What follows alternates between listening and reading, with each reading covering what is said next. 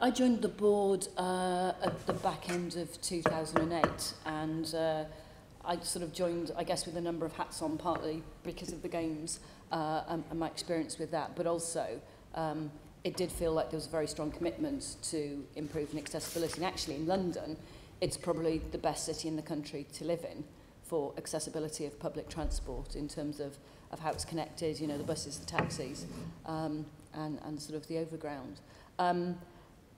I would love everything to be accessible. You know, I would love there to be a lift at every single tube station, but the reality of that is it's challenging within the budget and with everything that we're trying to do in terms of running the whole of TfL. I think if you look at the cost of a lift, you know, or the work at something like Green Park, which was really integral to games times, and that was a station that I think was very important that better access was put in there.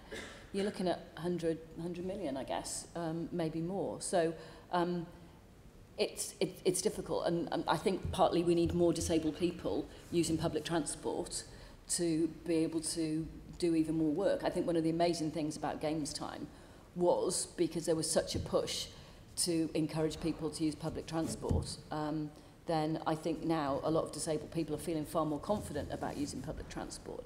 And you know, I've been in a chair for 35 years. The only reason I actually started using buses in London is because Peter Hendy made me. He walked me out of an event and he made me go on a bus.